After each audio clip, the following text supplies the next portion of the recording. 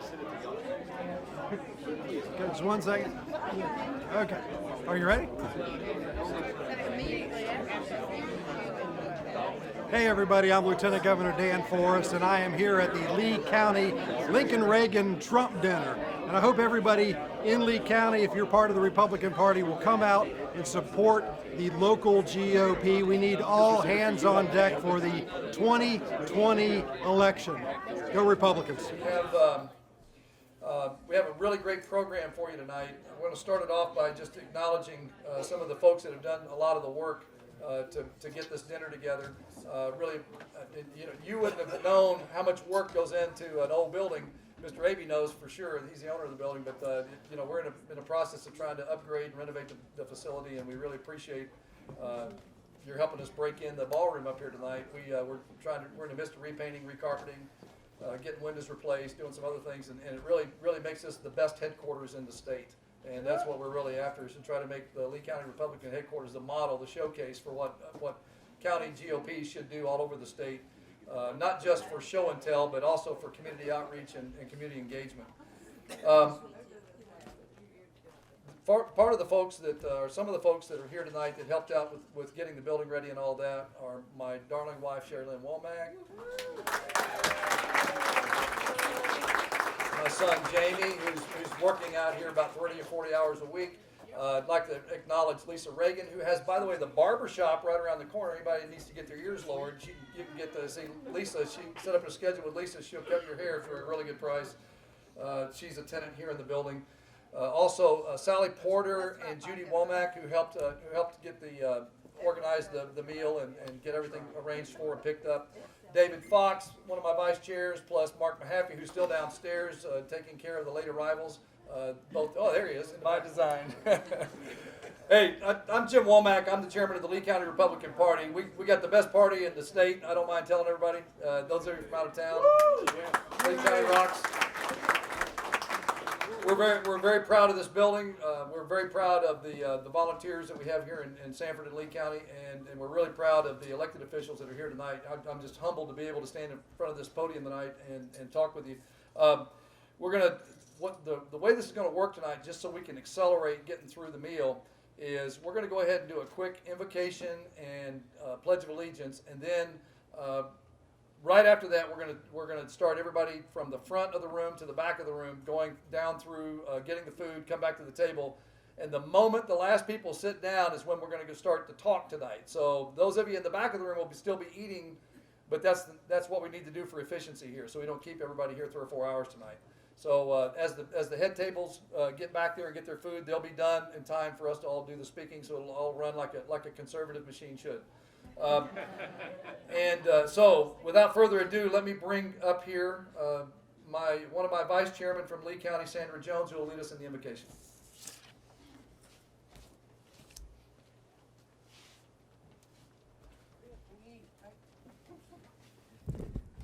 Let us pray. Gracious God, we thank you for the honor and the privilege of living in the country that we do. We thank you for the freedoms that we enjoy. We thank you for those who are willing to step up and work as officials and give their time as elected officials to help us to guarantee those freedoms. Be with us now in our fellowship.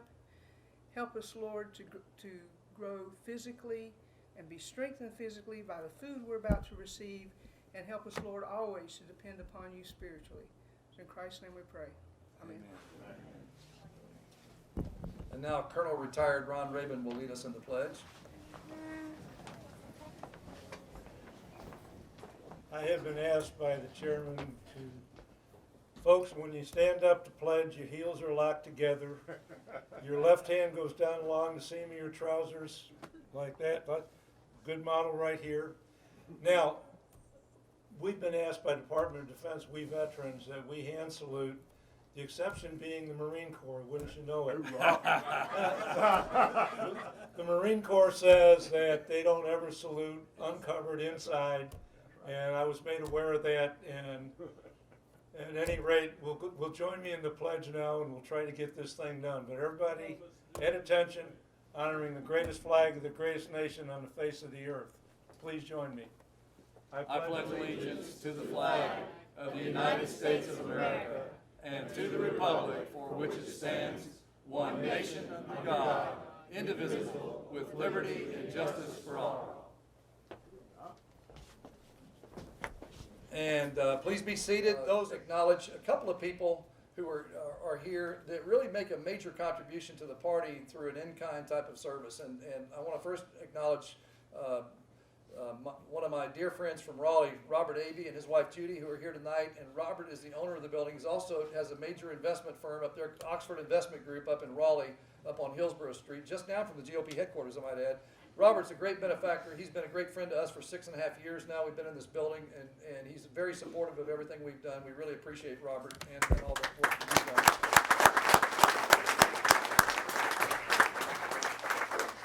And another fellow who's an unsung hero of the party, I got to know him through our sheriff, but you meet interesting people when you're trying to do fundraising. And this guy became a real hero of the party. He runs Kendale Gun and Pawn. His name is Johnny Whiteside. Johnny, stand up. There he is in the back. Johnny is the arms dealer that provides us with our weapons that helped us raise $75,000 last year. You know, God bless you, Johnny. And if you do the math, it's roughly $8 per Republican. If the state did $8 per Republican, we would be rolling in money and financing every campaign you could imagine. But you know, unfortunately, we haven't yet shared the model of what we do with our 30 for 30 gun raffles everywhere. But we are busily helping other counties figure out how to do this and get in a rhythm. But he really helps us a lot. I'd also like to thank Sheriff Tracy Carter right now, who I'll also acknowledge in a minute. But Sheriff Carter and his entourage. He's the guy that got us connected, and this is no joke. He got us connected with a Democrat locally who works for the city.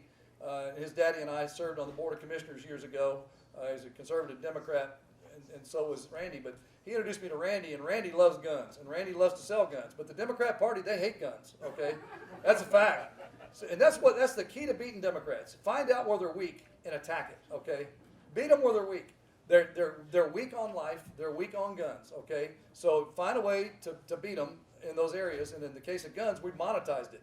So we got him, Randy Pascal, selling gun tickets. He was our top fundraiser in the first 2 auctions we did. My top fundraiser last year was a Democrat. That is a fact. He sold tickets. He sold over $20,000 worth of tickets. And I got to tell you, and he won the prizes because we incentivized. We're businessmen, conservatives. We monetized it, and we had prizes, and he won the gun. For top seller. But I got to tell you, he loves selling guns to Republicans, Democrats, anybody, and I got to tell you, he helped us raise a lot of money. It allowed us to give every one of our local candidates $1,000 for their campaign in 2018. And you know you've arrived when you got some Democrats working for you.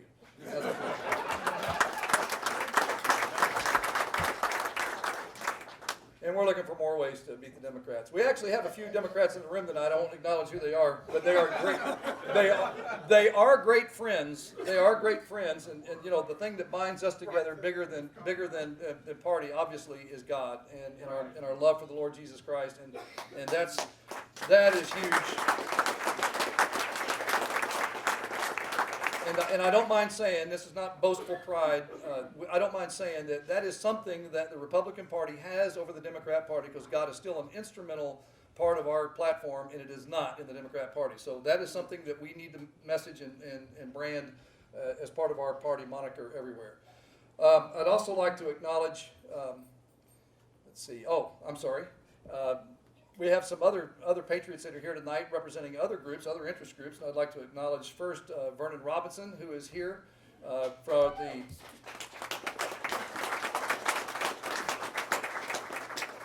Vernon is the President Emeritus, or whatever his title is, of the Black Americans to Re-elect the President. And he is a great fan of President Donald Trump, and he is carrying that message. He's helped us significantly in this county. We are propagating the pamphlets that he's arranged for us to get free of charge, which tell the story in almost comic book fashion, but it's very plain, meme style of branding, and it helps us educate minority voters about the truth about the Republican Party and about the president and about the fact that he is a great president for minority Americans, and that we really do need to do a better job. And these booklets really help us in a big way. We've handed thousands of them out, and I like to carry them with me in my Suburban everywhere I go in the state and give them and leave them with other counties, because it's a great part of our messaging. So thank you, Vernon, for that work. Okay, so let me now introduce the elected officials that are in the room. In addition to our Lieutenant Governor Dan Forest and his daughter Haley, which we really appreciate coming tonight, we have Representative John Sauls, who is represents our district here. We thank him and his wife Marty for coming tonight, and we wish him well. He's recovering from recent surgery, and you know he made it up here, and we really appreciate that. We also acknowledged earlier Sheriff Tracy Carter is here with some of his deputies. We appreciate that.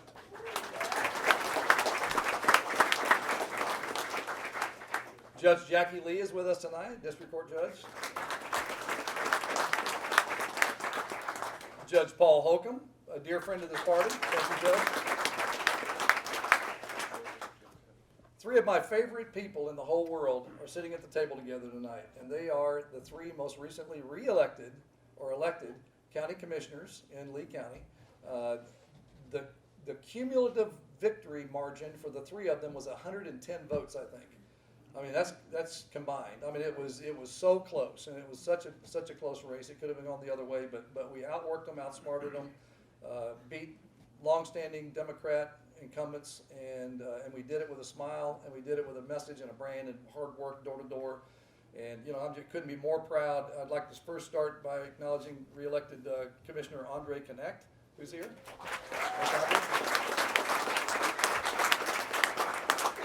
Great chiropractor in town. If you ever need your back cracked, he can hook you right up. Then fellow comrade in arms of mine, First Sergeant retired Kirk Smith, County Commissioner.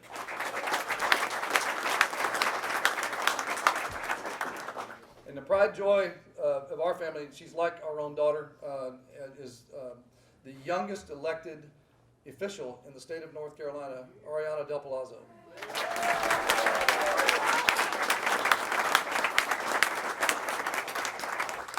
And I like to say that she was a project. My wife and I mean, we've known Ariana since she was knee-high to a grasshopper. And I got to tell you, my wife found, inspired and worked with her and her father for a better part of 6 months, to refine and polish it. And she was a great blessing to us to win. Her mother, she's here with her mother Diane tonight. And I got to tell you, they've got every reason to be proud of her.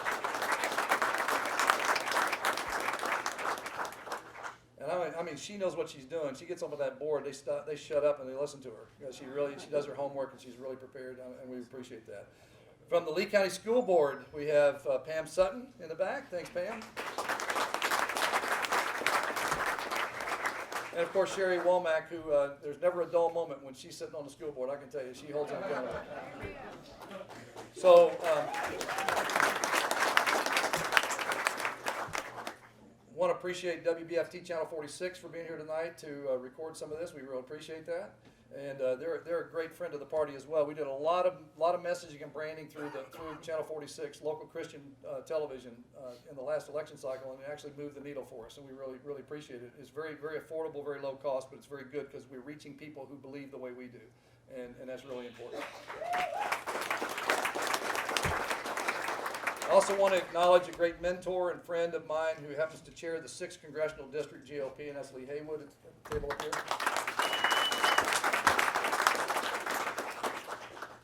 And perhaps the finest county chairman in the state of North Carolina, Maggie Sandrock from Harnett County.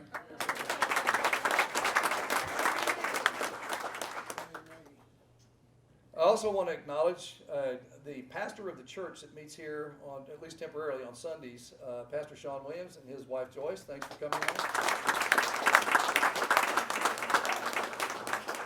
Folks, I don't mind telling you, we get as much benefit from the building as he does, because it helps us with our message that we're really about community engagement and being involved. And I couldn't be more proud of us being able to open up the facility when we're not here. For other groups to use it, and we really appreciate that. This dance floor actually is used for dance purposes. Carla's kids associated with your church actually comes up here and has a dance troupe, and they practice up here. So we get really good. You know, conservatives do that. They make use of everything that they have. And then I also want to acknowledge another guy who's become an incredible friend, and he's become an internet sensation, and he's going to say a few words tonight in a little while. His name is Mark Keith Robinson. He's here with his wonderful wife, Yolanda Hill. And they came all the way down from Greensboro to join us tonight, and we just couldn't be more blessed to have them with us. Thank you. If he doesn't put in the plug, I will. Make sure you Google or search on I Am the Majority, because he has a powerful message about that. Okay, so I've said way too much. I am now going to ask for each of the people that are running for statewide elected office to please stand at where they are and just give us 20 to 30 seconds about who they are and what they are running for. And we'll start with Deb Cochran. Hello, I'm Deborah Cochran, running for Lieutenant Governor in 2020.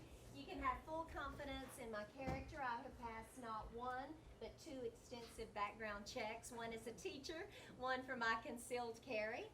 I am a former city commissioner and two-term mayor in my hometown of Mount Airy, North Carolina. And currently I'm a business teacher at John F. Kennedy High School in Winston-Salem, North Carolina. And I'm glad to be here. May God bless you, President Trump, and the United States of America. Thanks, Deb.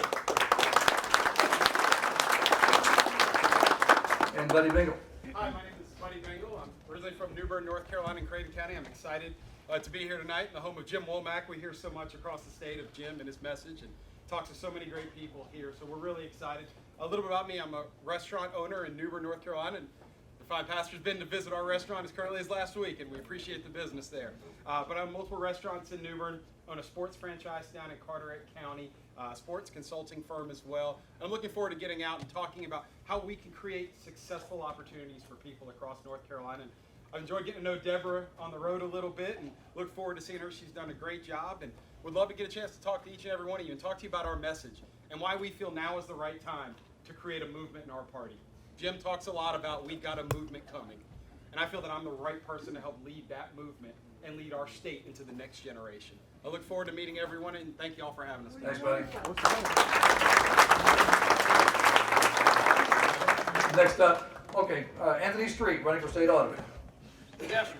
Anthony Street from Holden Beach. I would enjoy the honor of serving you as your next state auditor. I would appreciate your support.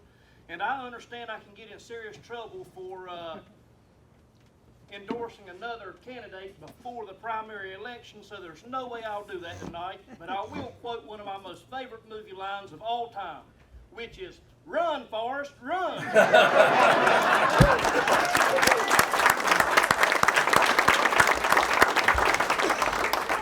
Michael LaPaglia. Howdy, folks. I'm Michael LaPaglia. I was your candidate for North Carolina Secretary of State in 2016. Got 48% of the vote against Shady Elaine, and I'm coming back this time to finish the job. I appreciate all your help in the last round. Look forward to getting it done this time, too. Michael LaPaglia. Thank you.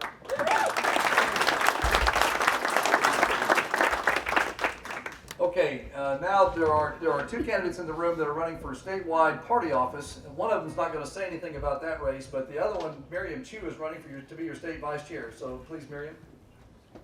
Well, it is just absolutely wonderful to be here. I have watched the phenomenal growth of the Lee County Republican Party, and I could not be prouder to support Jim Womack myself, and I hope everybody here in the room agrees with me. Run, Forrest, run.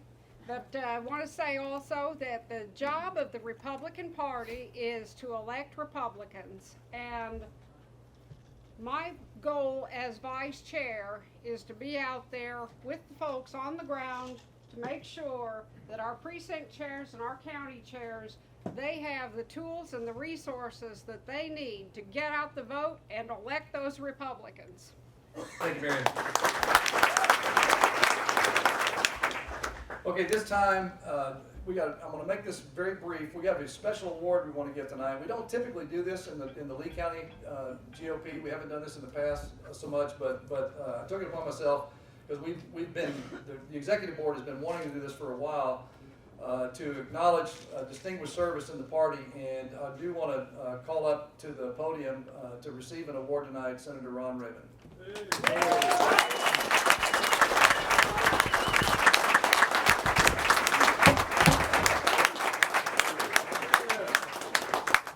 Senator Rabin, and this is a true story, in 2012, when he was running for office, I was a sitting county commissioner at that time. I promised my support to another Republican that was running for that office. And I, as a man of my word, I stuck by that through the primary. But the moment the primary was over, and my wife, by the way, she knew I was wrong, and she told me that right from the start. But I will tell you, he has no bigger supporter other than Mona than me. Over these last 6 years, he's been an incredible asset in Raleigh. He has done a wonderful job. He's truly a servant leader. He's also a comrade in arms, and God bless you, Ron, for all the work you did. This basically says, presented to Senator Ron Rabin for distinguished public service, January 2013 through December 2018 from the Lee County GOP. And I hope it's one more time.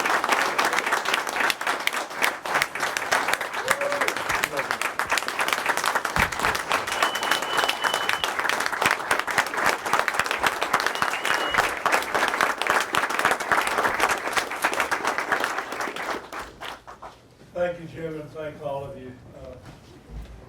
It is my honor to accept this and accept the meaning behind it. Jim asked me to talk for 3 to 5 minutes, and I kind of said, oh, yeah, okay, we'll try that. Actually, for everybody's, just so you know, Mona's here, and she's my timekeeper, and she knows when to do this. She does that because she's never sure what I'm going to say. And until this minute, after 6 years in office and the running that went, I've never told you this before, but I hardly ever know what I'm going to say. Yeah. Jim said talk about reflectiveness, and he reflected on the first point that I wanted to talk about. When I started down the road trying to be a politician, which never did work out very well, I don't think, the adversaries were Lee County in my district.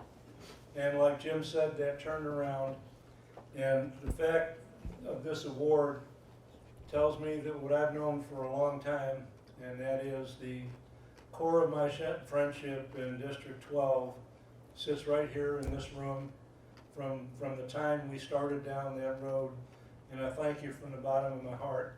Now, being reflective isn't exactly the thing that I do. That means you want to kind of look back, and I tend to want to look forward.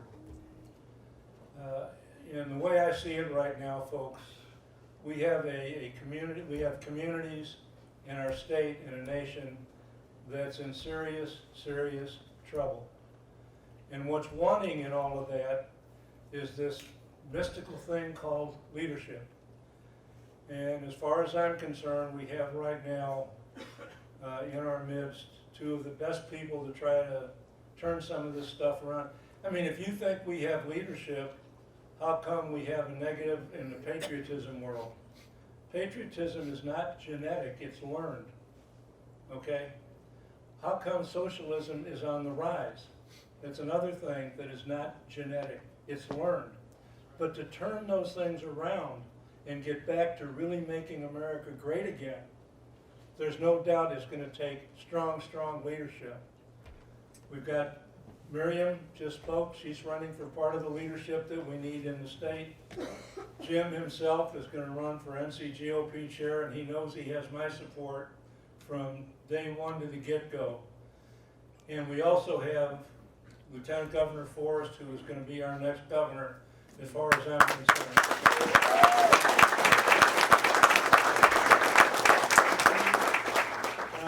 I will help those folks to win with every ounce of energy that I have.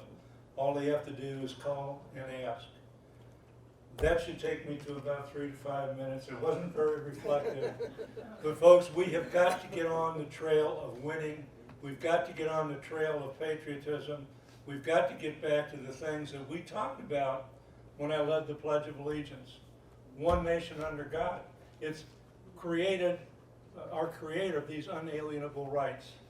Not somebody else, not big government, but us, and it takes that kind of leadership that's ready to go. Thank you very much for the award. Again, I'm honored and I'm deeply touched by it, truly. That's why I'm sitting down so quick.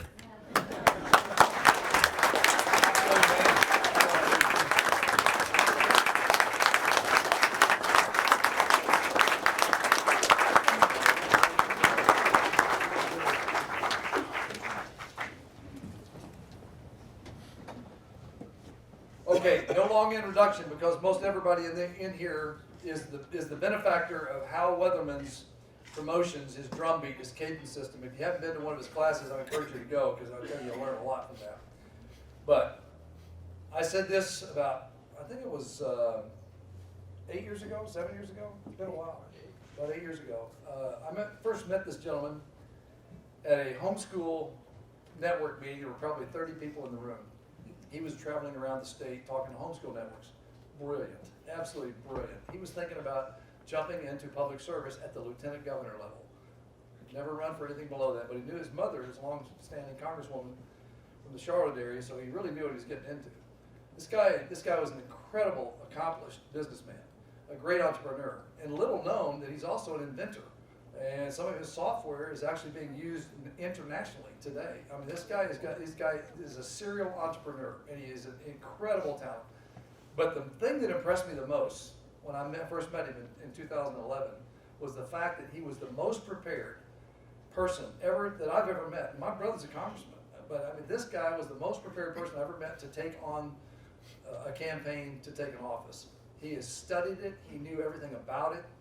He was impressive in his command, without notes, his command of everything that encompassed being the lieutenant governor of this state. And for that reason, he beat a very prominent female for lieutenant governor in 2012 when he ran, and he beat her again in 2016. He got more votes in 2016 than President Donald Trump. He got more votes than Governor Roy Cooper.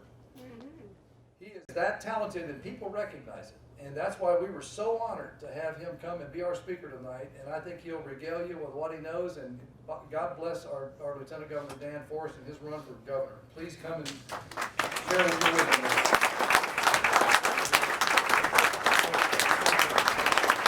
Thank you. Have a seated. It is great to be here with you, and congratulations on this new space, and to all the people who put so much work into this. Jim, you're right. This is the best headquarters in North Carolina. You're raising the bar. I know for sure it is the only headquarters to have a barbershop in it. That's true. So that's a great little niche you got going on here. I like that. Couple things that I just want to mention first before I start. If you look at your program, you'll see that I'm speaking, and then we have this special guest, Mark Keith Robinson.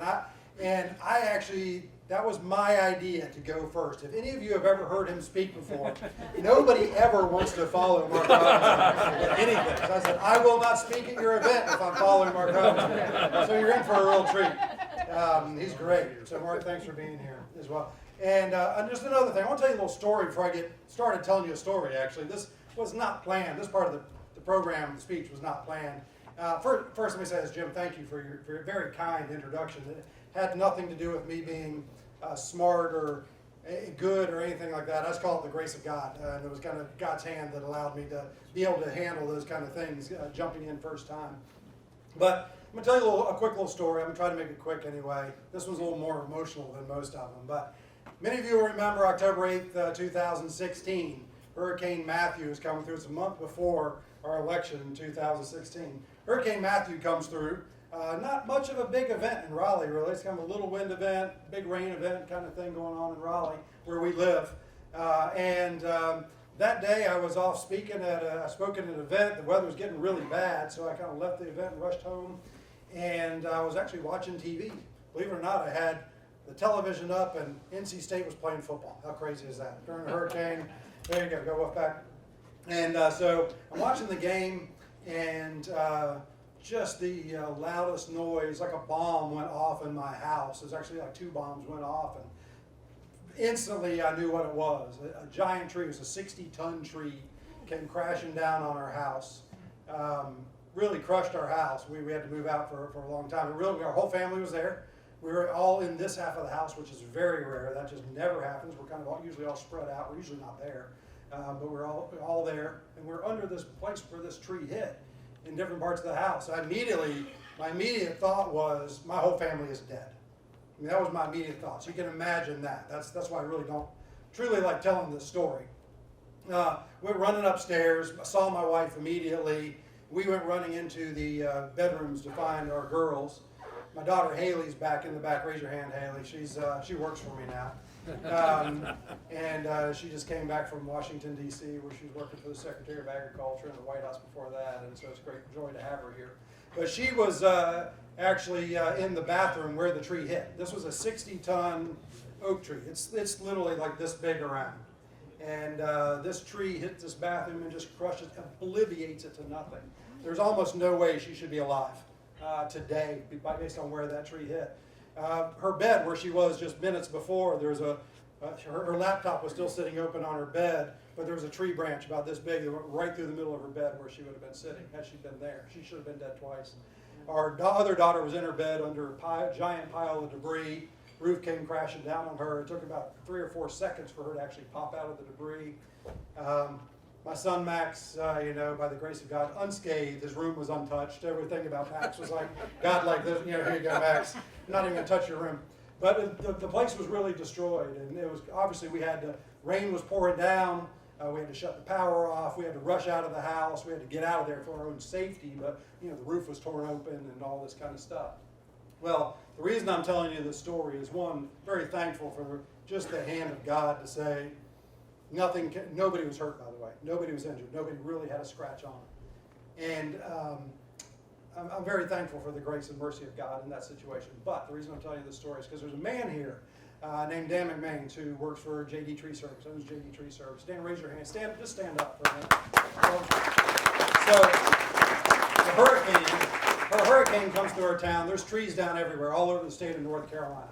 He shows up at my house the next morning, brings an entire crew out and a crane out and removes that entire tree, prays with my daughter, stops to pray with her at that moment because he said, this is the most important thing I can do. He sees people get killed by trees regularly in these kind of storms. And so prays with my daughter, removes that entire tree, brings this giant crane out and then has to lift it off the house and all that sort of thing. And the next day when we were out of the house, he even took that stump and ground it down, and he said to me, I don't want any part of that tree to be here when your daughter comes back and looks at this place. And Dan, thanks, man. You're a blessing to my family. I still pray for you. Just thank you for that. It's a great gift. So that was an aside, but I had to tell that because Dan's a great friend, and he sends me prayers all the time and tells me he's praying for me. Here's what I was thinking as I was driving down. I think this all the time as I'm driving through North Carolina. Man, can you just believe how busy it is on the roads today? Yeah. We just came from Raleigh, and it was bumper to bumper all the way from Raleigh here. I drove to, I don't even know where I went. I was going somewhere. Asheville. I was going to Asheville last week, and it was a Sunday, and it was bumper to bumper. I'm not kidding. This is not exactly bumper to bumper traffic all the way from Raleigh to Asheville. Last Friday, I went to Charlotte. Bumper to bumper traffic from Raleigh all the way. It's like this every single day. I mean, can you imagine that? North Carolina is exploding. North Carolina is exploding. It's both good and bad. The jobs, job creation, unemployment's the lowest it's been in forever. And we're doing really good on a lot of fronts, but it comes with its own unique challenges, doesn't it? So one of those unique challenges that I actually discovered and is that part of that is we have so many new people here. Yeah. Have you recognized that? How many of you are new? Do we have anybody here that's new to the county? You raise your hand if you're fairly new to the county. Not too many here. That's good, actually. Here's what I've realized. There's a lot of people that are new everywhere I speak. There's a lot of people that are new to politics that haven't been involved in politics before. And what I found was that I kind of need to introduce myself to people. Even though I've been lieutenant governor for 6.5 years, there's a lot of people who don't know who the lieutenant governor is, what the lieutenant governor does, what their name is. I met a guy the other day who had no idea who the governor was. And I was like, well, okay. It's a different day in North Carolina. We really can't take anything for granted. So I thought that I would spend just a little bit of time kind of giving you a background on who is Dan Forest. You know, what you're going to find out from the media as I run for governor is that, boy, that guy's awful. He's just horrible, you know. You're going to hear the worst stories possible when the media or the left starts to tell the stories. So I figured I'd at least tell the story about a little bit of background here. So I grew up in Charlotte, and back in the 70s, early 70s, Charlotte was a very different place. It's changed a lot since the 70s, and my parents were divorced when I was really young, and we grew up in what is basically the hood now in Charlotte. It'd be the projects. It'd be kind of tough neighborhood, a place that most of you probably wouldn't want to even drive your car down the street. That's where I grew up as a young kid. We were very poor. Didn't know it as a kid. I went outside and played like every other kid, and rode my bike around. And you know, my mom was a single mom, and she did her best. She's still the hardest working woman that I know, and one of the best human beings I know as well. But I still remember days of eating rice and raisins with milk on it. And I thought, man, that's like the best dinner ever. You know, I didn't know we were poor. I thought we were eating like really good stuff. And so, you know, I generally had just a modest upbringing, so to speak. You know, my mom later went on to become the first female mayor of Charlotte and a member of Congress for 18 years. And people think that that's kind of the point in time when my life began. But I had a whole lot of life that happened before that. My dad was a sports announcer. He was my hero. He died quite a few years ago, but you know, as a young kid, riding around with your father and watching your sports announcer father do games and meet all these athletes and that sort of thing, that was pretty cool, but he was gone. You know, and I remember even as a kid and an athlete, I played sports in school. That's why I went to school. I went to school to play football, basketball, baseball, run track, and the education was somewhere secondary for me, but that's what I did. And so I still remember a lot of those days, right, looking up into the stands and looking for my dad, and he told me he was going to be there, and he wasn't there. You know, still those kind of memories are kind of formed who I am and how I wanted to raise my kids and that sort of thing.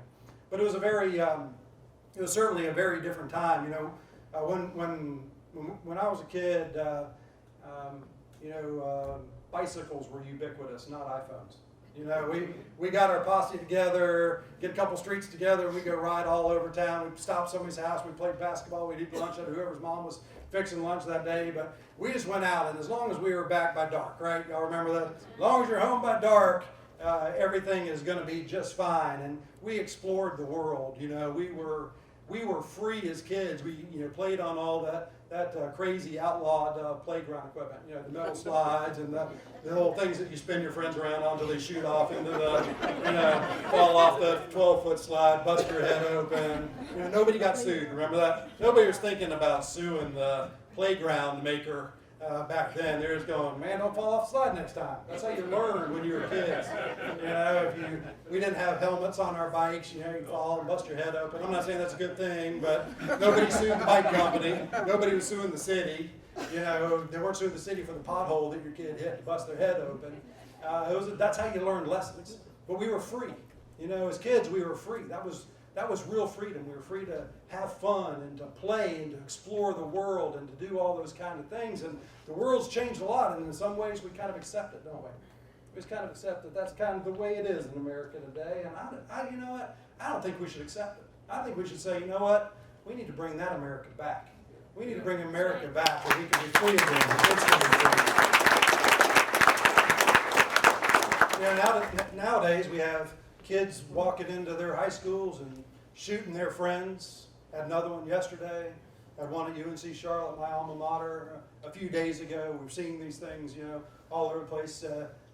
Number one cause of death amongst our young people is suicide, depression. This is a sad day for young people today. And part of it is we shouldn't be surprised. We've taken God out of the schoolhouse and the courthouse and the state house and our family house, and all of a sudden we look surprised as to, hey, what's the problem? What's going on in America? Well, if you decide that you want to get rid of morality and character and integrity and all these kinds of things that we just used to teach by the nature of having God involved in these kinds of things and having a moral fabric to our nation, when you get rid of that, what do we expect? This is what we expect. And so there's no doubt that we have our work cut out for us. Anyway, back to story. So I grew up, went to high school. I graduated high school actually down in Columbia. I went down to play football and lived with my dad for a couple of years. came back to Charlotte, went to UNC Charlotte, got my architecture degree from UNC Charlotte. And while we were in school, my wife was in school as well. She was working part-time. She got pregnant with our first child, Jake, who's now 26, and he's out working. He works for Cisco up in the park. And so we were young, married, poor, actually dirt poor and broke. Some of you remember those times of going to the grocery store and getting up to the checkout counter and realizing you don't have enough money. You know, this was before you really had a credit card, certainly no Apple Pay and all that kind of junk, but you had to pay cash, right? So you bring this big bag of change to the grocery store and you count it out right there and you go, oh, you can't afford bread this week, so you go put things back and, again, we didn't really know we were poor, but we were living that lifestyle while we were in school. And Alice dropped out of college and paid for my college habit in architecture. And we started raising a family as she went work full time, and then graduated and got a job at an architecture firm in Charlotte and lived happily ever after. Yeah, not really, but that's a story that a lot of people would think as they look at our lives and think, oh, these guys are. A lot of people say, oh, this looks so perfect and everything looks so great. We had struggle. We struggled like everybody does, or like a lot of people do, early in marriage. And we were chasing the world, and we were chasing, wealth and prosperity and jobs, and paying attention to everything but our kids and everything but our relationship. But for the grace of God, who came and plucked us out of that situation, who knows where we would be right now. But God was very good to us, and so allowed us to. God came into our lives when I grew up in the church, and just never really knew God, and then met Him much later in life. And I'm very thankful for that path that God put my wife Alice and I on during that time in our life. And so fast forward a good bit, and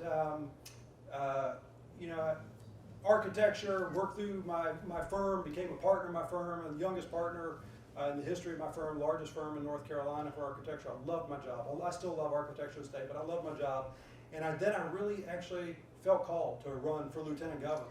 And I left my job behind in a matter of just a few weeks. The calling was so strong that I went to my partners and I said, you know what, I think that I'm supposed to go do this. And so I left and ran for office, and we won. As Jim said, he told you the story. The first time we won by a hair, second time we won by a whole head of hair, and it was a lot better. And so this is where we find ourselves now on this path to run for governor. But I loved architecture. I loved my job. I loved everything about it. I love this kind of process that I think translates really well into government. This process of being a visionary and a designer and a planner and a consensus builder, all things that creative problem solver, these things that work really well in the world of government, or at least that are much needed in the world of government. At the same time, I was a designer, and I loved this process of design, and that's what I went to school for. And designing buildings was my thing, and we spent a lot of time working with clients on the aesthetic of what the thing looked like, and what the building was going to look like, and that's a lot of your time. But you can't neglect the foundation. You can't neglect the systems. You have to work with engineers who are really smart. The last thing you want to do is design a beautiful building that falls down. That wouldn't go well in your career.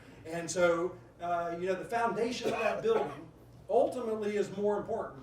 The systems of that building and how that building works is ultimately more important than what the thing looks like. And I just started thinking about this one day, and I was like, that's really just an analogy for where we are in America today. I thought, it's kind of an analogy for North Carolina too. Our motto, esse quam venire, to be rather than to seem. There's so many states, there's so many people out there today that want to be something. They're trying to be something. I think about our country. And in essence, we're really trying to be something that we're not, if you think about it. Think about the debt we're in, $22 trillion. If you look at a family, you can have a family that lives in a big house, maybe 8,000 square foot house, you got some really fancy cars, it's full of furniture, but you're in debt up to your eyeballs. You're trying to be something that you're not. Well, that's kind of what our nation is right now. $22 trillion of debt, over $100 trillion of unfunded liabilities and promises we make to future generations that we can't take care of. And the state's no different. If a state's living in debt and they're living beyond their means, we don't get to do that. We don't get to do that way. So, my passion is for our state. Let's not just want to look like something. Let's truly be something. Let's work on our foundations, right? America's foundations are broken right now. The design is not broken. Our founding fathers were like architects and engineers. The design was perfect. Our Constitution and Declaration of Independence are the foundational elements, the documents of our nation, and we need to protect them and uphold them and do everything we can to fight for them, to maintain what they are. We hold these truths to be self-evident. There was nothing self-evident about those truths at the time that document was created, the Declaration of Independence. All men are created equal. All men weren't created equal at that time, were they, Mark? Not at all. These truths were not self-evident, but they knew that they were designing and creating a document for a better day in America, for a day that lied ahead in the future. And so we need to fight and protect those foundations, and we need to fight and protect those foundations in North Carolina as well. And I believe that's what we've been doing here in North Carolina. You know, we can look at other states and we can see the challenges, we can see the good things we've been doing. I'll talk about that in a second. But here's one of the things that really surprises me. You know, we create this really, in some ways, perfect foundation to build upon, to build this nation, this idea of America upon. And today, what do we find in America? We find that the story just doesn't change. Some things are, nothing's new under the sun, you know, but some things just don't change. We find ourselves fighting socialism again in our country.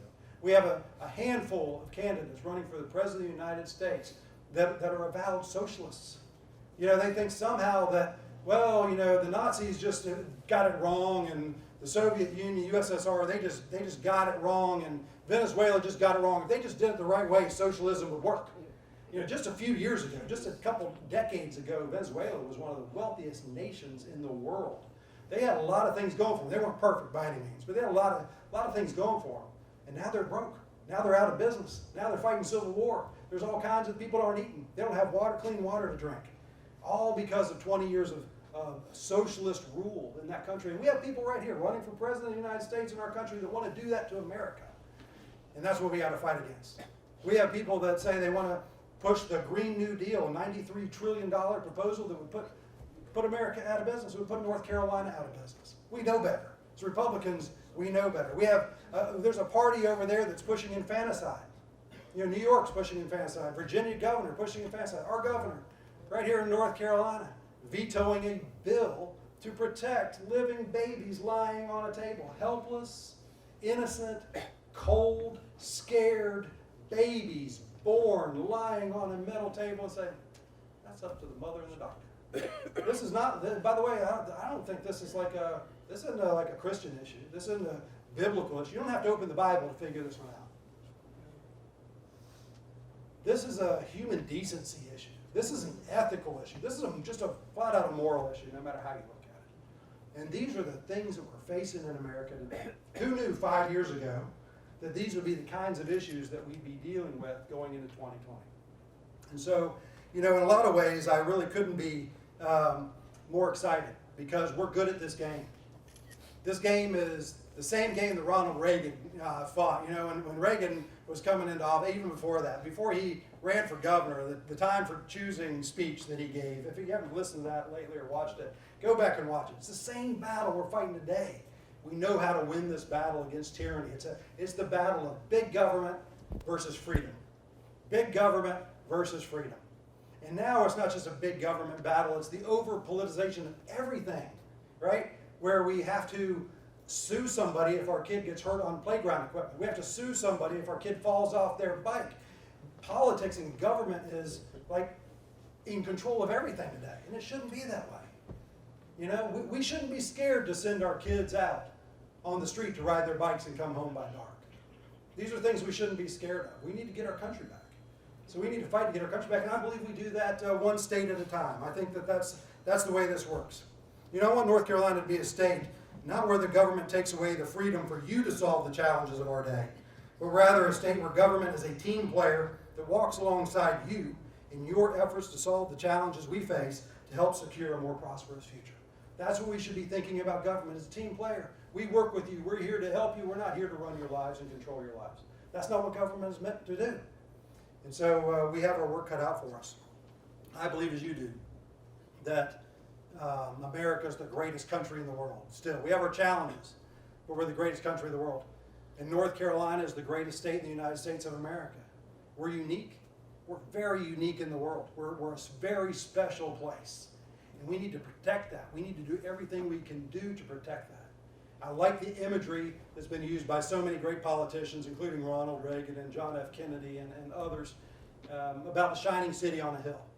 Obviously, these were the words of Jesus, being salt and light and not hiding your light on a bushel. Well, John Winthrop probably did it best when he was coming over to the colonies, arriving in Boston on the Arbella.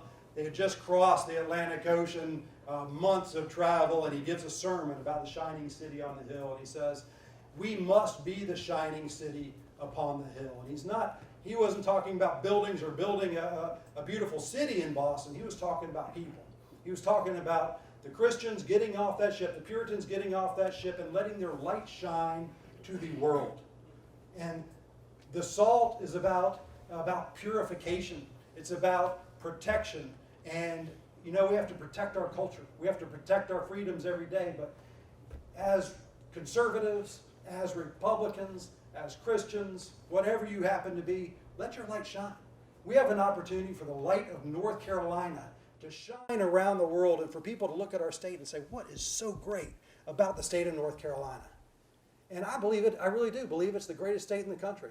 And we're very unique and we have a great opportunity. And I think one of the things that we have to do, if we're going to do that, if we're going to set some big lofty goal, then I think we must get a new governor in North Carolina, and we must protect our Republican majority in the House and Senate, and we must send our Republican majority back to Congress as well. And so, new governor is key to making this happen. And I think what you're going to find is there is a very clear choice. There's going to be a very clear choice in this governor's race. I don't know if I'm going to make it through a primary or not. With your help, I hope we'll get through a primary. I don't know. But listen, regardless, there's going to be a clear choice. You know, we need to elect a governor who's willing to stand up for the life of an innocent child, whether that child is born or not. We need to elect a governor who's willing to protect our number one industry, agriculture, and stand up for our farmers, not fight against them for lobbyist special interests. We need to elect a governor who's willing to protect our military and help grow our military in North Carolina, not stand against it. We need to elect a governor who believes that you know how to spend and invest and save your money better than the government does. And we need to elect a governor who is willing to work to improve our state, not just file lawsuits against our state. And we need to elect a governor with a vision for the future of our state, because we know that without a vision, the people perish. That's right. I want to serve you as that governor, and I'd love to have your help doing that. I thank you for everything you do, for getting engaged the way you get engaged, for sacrificing what you sacrifice, and putting your time and your money on the line to create a better North Carolina and a better America. God bless you all. Thank you so much.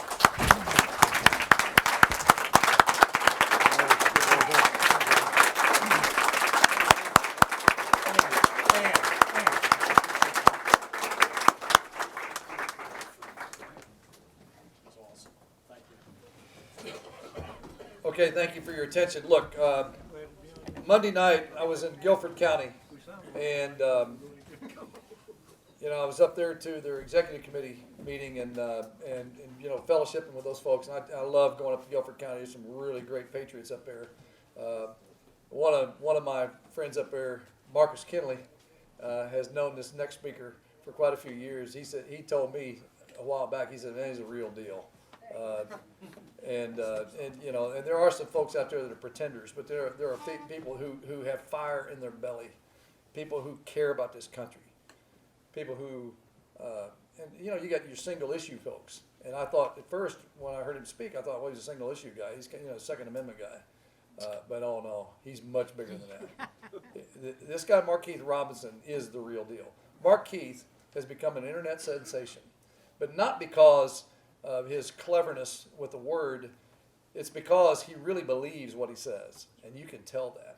This guy, I can't think of anybody else in this state that can motivate you faster and more passionately about being a patriot, about defending our Constitution and our way of life than Mark Keith Robinson. And I'm proud to say he's a friend of mine, and I'm so glad he came down here tonight to come join us for this dinner. Thank you. Please.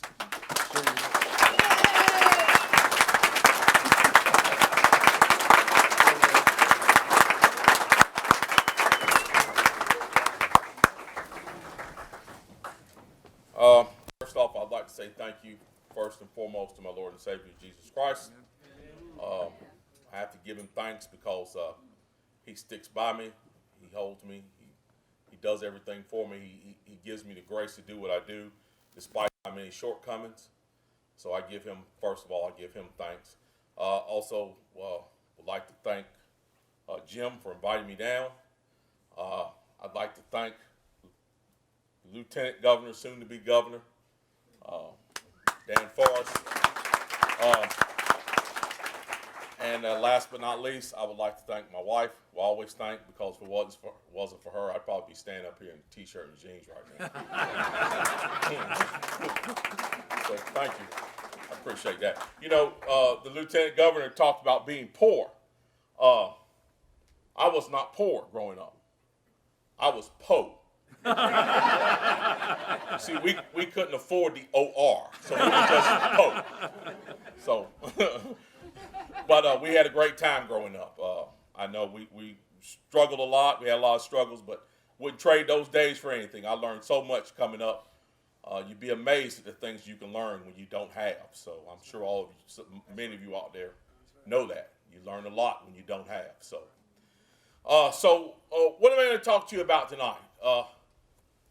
Lieutenant Governor has covered much about politics, but one thing I want to talk about is this. You know, he talked about the socialists, and I call them by name. We used to call them liberals. I don't call them liberals anymore. You know, classic liberalism is what got this country here, is what created this country. Yep. Classic liberalism is what I found in documents are based on, is what got us out of the monarchy. The word liberal has been hijacked by a bunch of, you know, a bunch of weirdos, really. I mean, come on, how else can you say it? It's been hijacked by a bunch of weirdos. What we're fighting against today are not liberals. We are fighting against socialists. That's right. Born and bred socialists who believe in Marxism, ultimately, I believe, want communism to come to our shores. That's who we're fighting against. Now, we talk a lot about what they want. One of the things that I hear about all the time, of course, is the Second Amendment. They want to take our guns. You know, well, here's what they really want.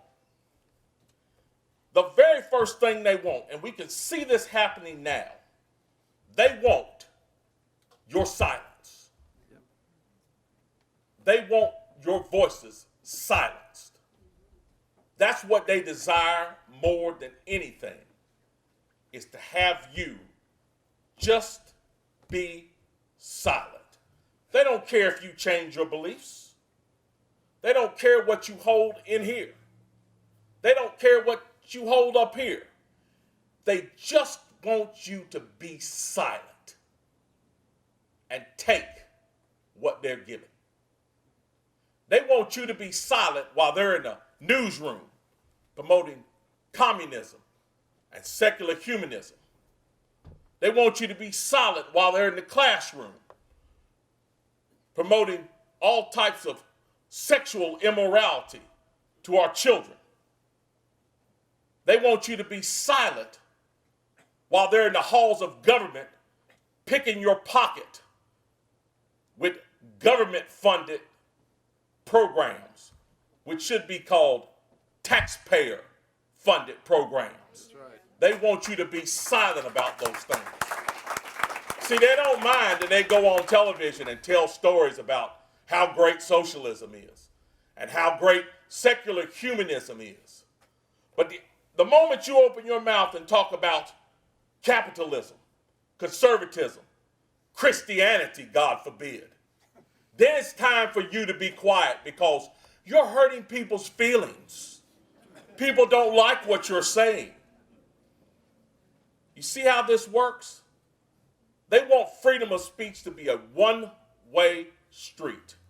They want the ability to speak freely, no matter who it offends, no matter who it hurts, no matter who it damages. But the moment you open your mouth in opposition, they have got to find a way to shut you down, to silence you. So right now in this society, that's what they want. They don't care what you believe. They just want you to be quiet. What I want to tell you tonight is this: don't do it. Amen. Amen. The days of us sitting at home on our couch screaming at our televisions because we disapprove of what's going on in our society should be finished. The moment your 5-year-old comes home from school and shows you that filthy literature that the teacher passed out to them, the days of you sitting on your couch screaming at the TV in disapproval should be done. It's time for you to go to a school board meeting. The day that they raise your property taxes again and again and again for the umpteenth time, it is time for you to stop being silent. It's time for you to go down to that county commissioners meeting. The day the city council decides they want to take away your Second Amendment right or your ability to express your Second Amendment right. It's time for you to stop being silent and head off down to that city council meeting.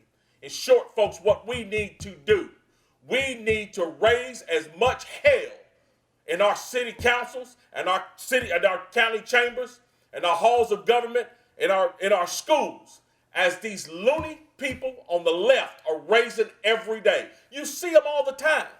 They're everywhere. They're in the halls of Congress. They're in the streets. They're in the schools. And they're spreading absolute lies. And they're doing it with impunity. Meanwhile, those of us who know better, we've been bullied into silence. We all know what you do to a bully, to stop a bully. You don't sit down with them, you don't negotiate with them, you don't beg them, you don't try to reason with them. You punch a bully in the face. And that's what needs to happen today. We need to start swinging back, folks. Because the days of silence and complicity are over. We have a president right now. The only reason why he's the president of the United States is because he lined up 16 rhinos and knocked each one of them down one at a time. That's the only reason why he's president of the United States. The only reason why he's done what he's done in office is because he stood up to this status quo. When the media comes after President Trump, he doesn't cower. He doesn't shy away. He's not even polite. He gives as good as they get. He gives as good as he takes. He slams it right back at them. And he should be our example, folks. You know, I talk a lot about Reconstruction. Reconstruction is one of the most terrible times in American history. It was an extension of the Civil War where in the Deep South, murder for the purposes of political persuasion was a way of life. It was a way of life. This country was more divided during Reconstruction than it was during the Civil War because the division was more insidious. There were no hard lines between Union and Confederacy anymore. It was truly lines built along political agendas that came out in extreme violence. Those Republicans in those days had enough courage to stand up and fight, to change our Constitution and give us 3 of the greatest amendments this country has ever seen, the 13th, 14th, and 15th Amendments of the Constitution. And they did it under extreme pressure, folks. There were Republicans during those times that gave their lives for the cause of freedom. And when I say gave their lives, I don't mean spent their lives fighting for it. They gave their lives, died brutal deaths because they were determined to see freedom spread across this country for every man, woman, and child. That's the way we need to be, folks. We are living the legacy of those people. And if we're not ready to fight and stand up and be as courageous as they were, then we don't deserve to be in this party. This is not the party of cowards. This is not the party of the cigar-smoking backroom deal makers. This is the party of freedom fighters. So I ask each and every person in this room tonight, are you ready to be a freedom fighter? Are you ready to put your job on the line? Are you ready to put your friendships on the line? Are you ready to put your life on the line?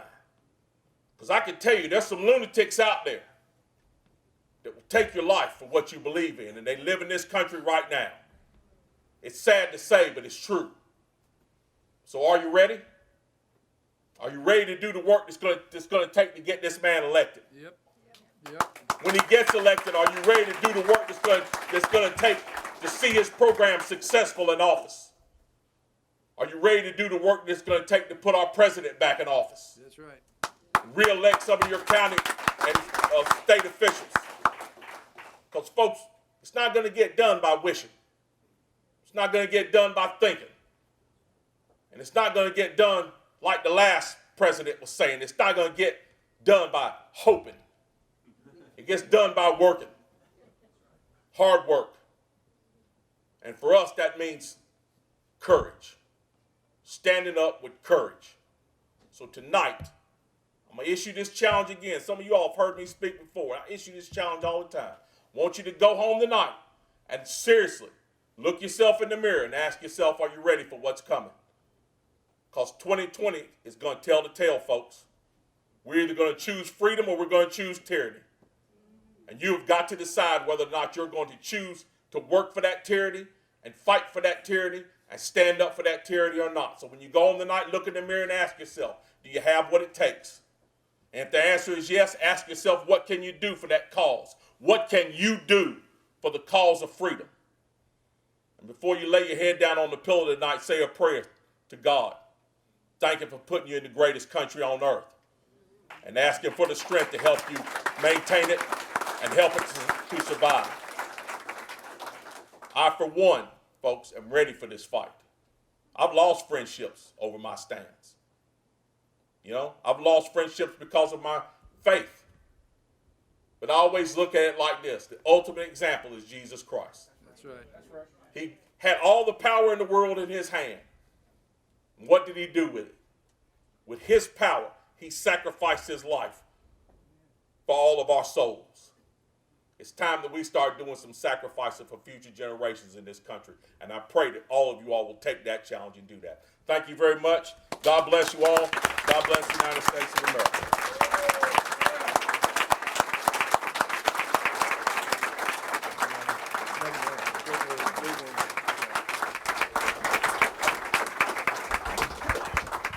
Okay, I don't know who's got the bowl that has the raffle tickets in it. We got two prizes we got to give away tonight. So if somebody could help me find that bowl with the raffle tickets, we'll bring that in. We'll and please, another round of applause for these two great speakers, these two great inspirations for us. Thank you. While the bowl's coming up, we always give a traditional gift from Sanford, North Carolina, to our guest speakers, and I'd like to honor Dan and Haley with this tonight. Yes, sir. Yes, sir. Lord bless you. Yes, sir. Show us what you got. And this is and this I think matches the stuff that we got you before. I want to get you a complete set eventually, but this is this is for Mark, Keith, and Yolanda. All right. All right. Y'all know my wife. Yeah, and you know, pottery is something the state used to do a lot of, and we still. Loves pottery. Yeah, good. I'm glad Alice likes that. Okay, yeah, show it to them if you will. This is from DK Pottery here in Sanford. Beautiful. Yeah, got two pieces each for them. So, and you know, I got to put in a plug for Don Hudson, who runs DK Pottery. He couldn't be here tonight, but his picture's out there, and he does a wonderful job here. He's one of the most accomplished potters here, and he's right down here off of Hawkins. If you ever looking for pottery from Lee County, you can get some great pottery there. He's got a full warehouse and a gas-fired kiln. It's magnificent, and we really appreciate Don. He's a great supporter of the Republican Party. Not bad for a lawyer too. I don't mind that. Okay, so we got raffle tickets. All right, let's yeah, Betty, you didn't get one? May I say something? Yeah, very briefly. Very briefly. Yeah, very briefly. I of course am not from Lee County. Yes, I'm ma'am. from Cabrera. So I feel that someone that's not from here should stand up and thank Lee County and all the people that work to make this event happen. You should be proud of yourselves for what you've done here tonight. And you should be proud of people in Lee County for what they have done tonight. So, those of us that know it, let's give the folks of many know the state toast? Who could join me? Stand up, raise your glass. And teach it to us. Ready? Never know. Are you ready? Everybody? All right. Here's to the land of the lonely pine, the summer land where the sun does shine, where the weak grow strong and the strong grow great. Here's to down home, the whole North State.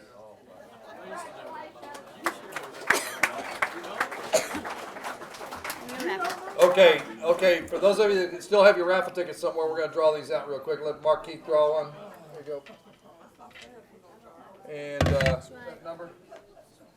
And that number is, whoever has, 202-6787.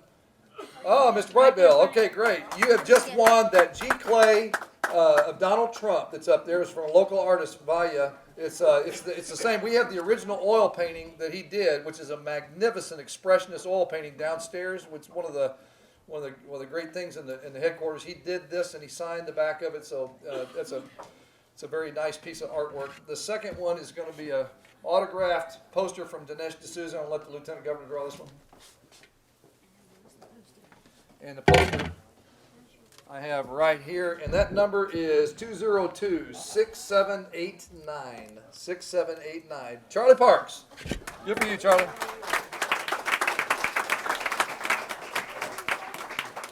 Okay, folks, I really appreciate your attention tonight. Thank you all for coming out. This is the largest Lincoln Reagan Trump dinner we've ever had. Of course, you know, we're the only county in the state that's had it 2 times, so, you know. But do spend some time in the headquarters tonight. We've got a bar downstairs that's not open. We do have some wine back here. We have a Trump store downstairs, and you can buy some Trump shirts. We got some very unique Trump items down there. We love our president, and we like to sell his wares, and it helps us finance the headquarters. So feel free to buy anything down there that you like, and we'll hang around. Please fellowship. Don't be in a hurry to leave tonight. We just love having your company, and thank you again. God bless you all for